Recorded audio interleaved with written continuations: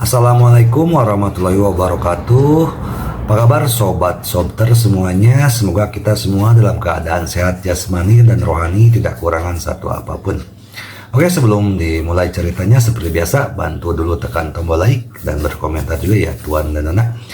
Oke, kita lanjutkan saja ceritanya. Minggu, tanggal 30 Maret tahun 2025. Bab 3421. Bukankah sempurna?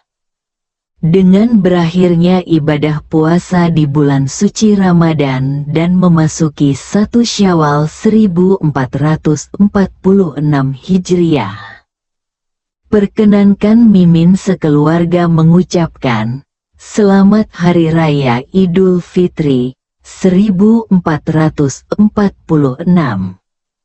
Mohon maaf lahir batin, semoga Allah menerima amal ibadah kita semua yang menjalankannya dan mengampuni segala dosa kita semua. Amin ya robbal alamin.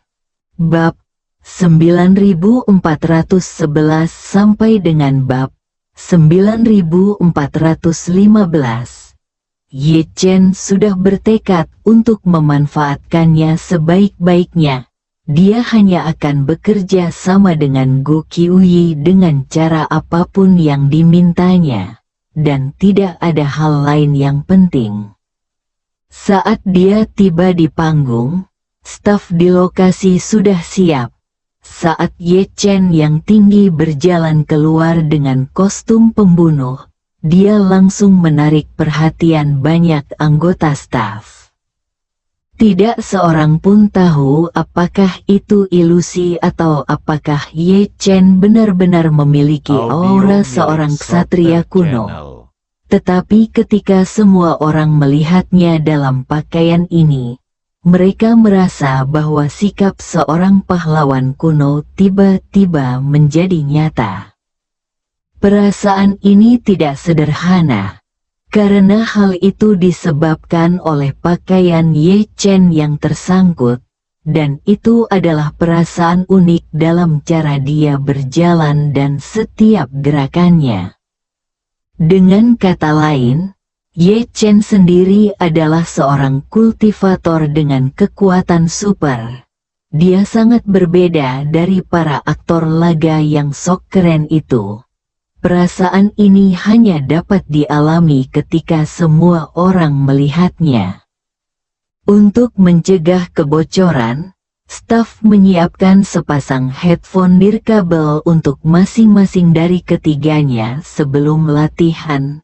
Kemudian, seorang perencana panggung maju dan berkata, "Setelah Nona Gu menyelesaikan lagu terakhirnya, kami akan memutar beberapa menit rekaman di balik layar.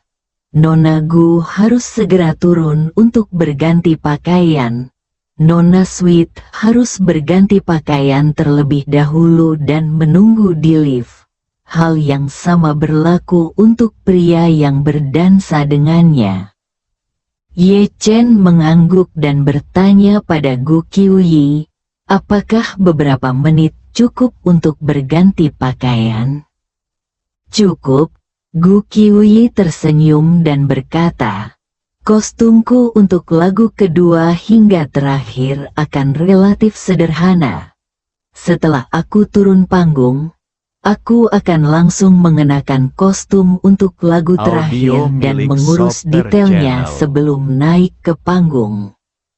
Pada saat ini, musik pembuka Tiongkok kuno terdengar di headphone, dan sutradara panggung di lokasi berkata kepada Ye Chen, "Tuan, Anda dapat naik panggung bersama Nona Gu.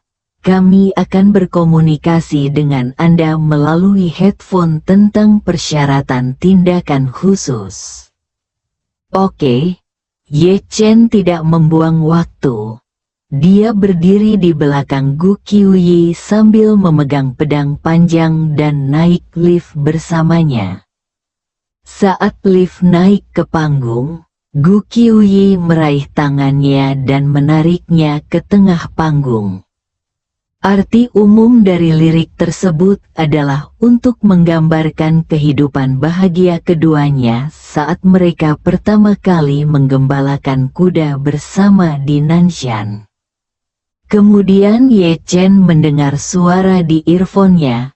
Silakan minta para penari untuk melangkah maju dan tampil dengan bebas di titik A. Ye Chen mendongak dan melihat seberkas cahaya di atas kepalanya bersinar di lantai panggung, memperlihatkan huruf A B C D. Karena Anda diminta untuk pergi ke titik A, patuhi saja pengaturannya. Maka ia maju beberapa langkah, tiba di titik A, dan mulai menampilkan ilmu pedangnya yang telah dimodifikasi.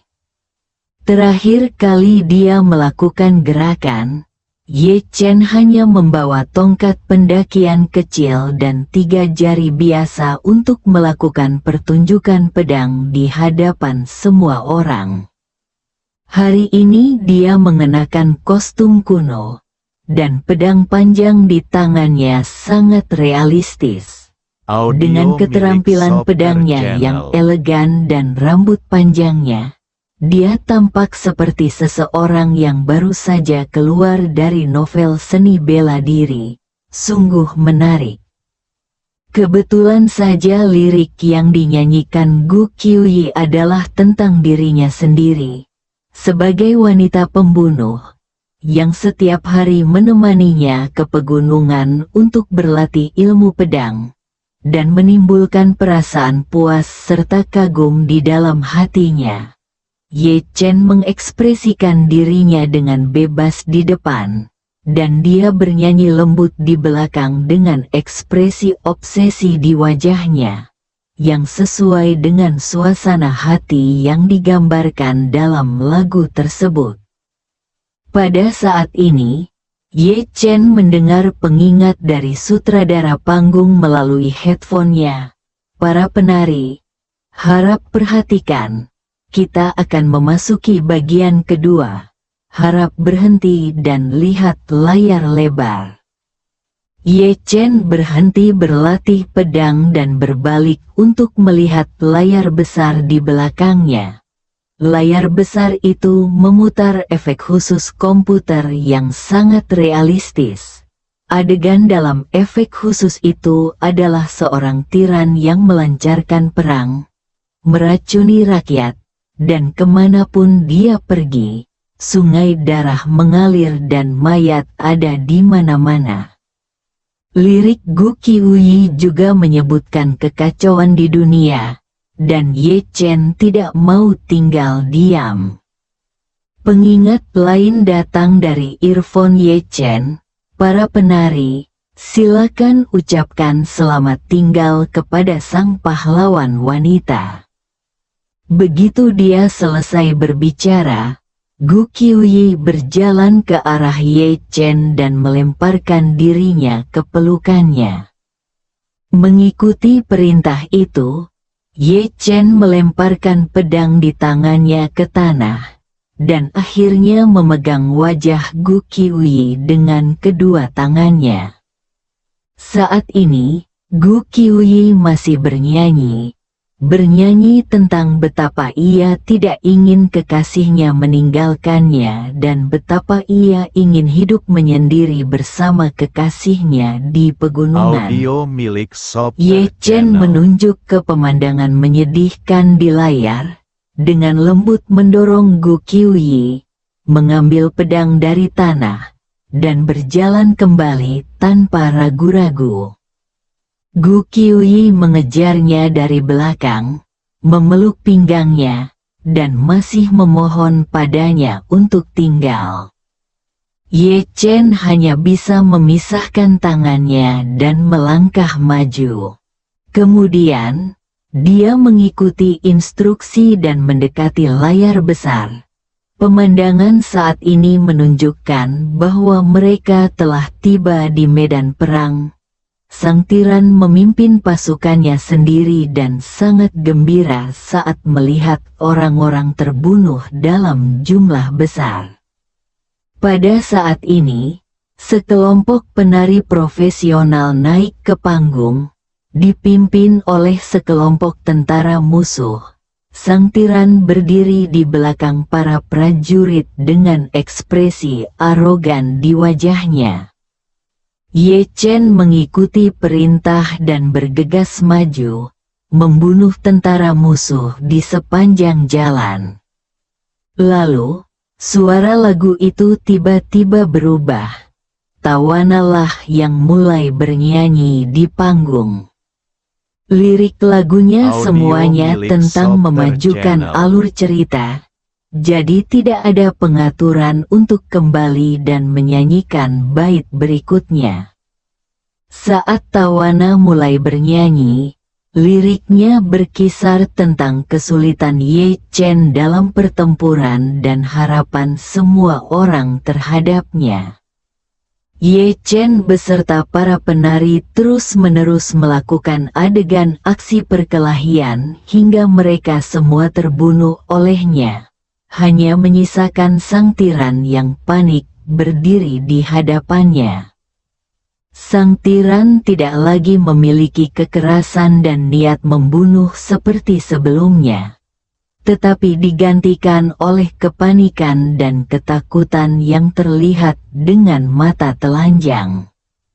Dia berlutut di tanah dan mengatakan sesuatu kepada Ye Chen, yang kira-kira berarti bahwa dia ingin menjanjikan kecantikan yang tak terbatas serta emas, perak, dan perhiasan sebagai imbalan atas belas kasihan Ye Chen.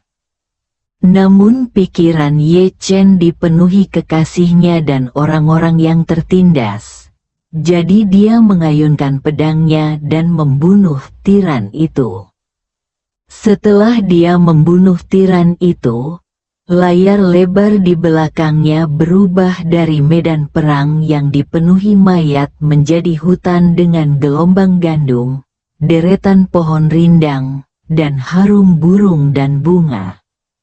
Orang-orang bekerja dengan damai di ladang, anak-anak berlarian dan bermain dengan riang di ladang, dan beberapa anak bahkan menerbangkan layang-layang berbentuk burung layang-layang.